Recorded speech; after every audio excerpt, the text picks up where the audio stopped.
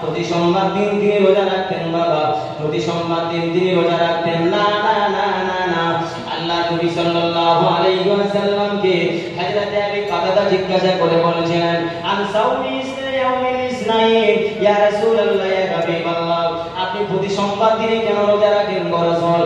আল্লাহ নবী বলেছিলেন, ও আবু কাতাদা, ফিহি উলিদতু, ওই দিনে আমি নবী পাক সাল্লাল্লাহু আলাইহি ওয়াসাল্লাম জন্মগ্রহণ করেছিলাম। ওয়া ফিহি উরিজা বিহি ইলাস সামায়ে, ওই দিনে আল্লাহর মিরাজে গিয়েছিলাম। ওয়া ফিহি হাজারা মিন মক্কা ইলাল মদিনা, ওই দিনে আমি রাসূল মক্কা ছেড়ে মদিনায় চলে গিয়েছি।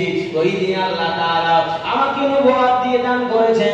ওই দিনে আমি আল্লাহ তাআলার অনেক নিয়ামত পেয়েছি।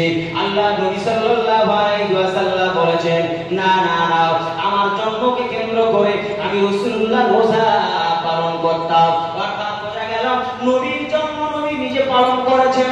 আপনি আপনার জন্ম পালন করতে পারেন, আকিকার মাধ্যমে আপনার জন্ম আপনি পালন করতে পারেন, আপনার সন্তানের জন্ম আপনি পালন করতে পারেন। কারণ আল্লাহ তাআলা সুন্দর করে বলে দিয়েছেন, কুল বিফাদলিল্লাহি ওয়া বিরহমাতিহি ফাবিযালিকা ফালইফরাহু হুয়া খায়রুম মিম্মা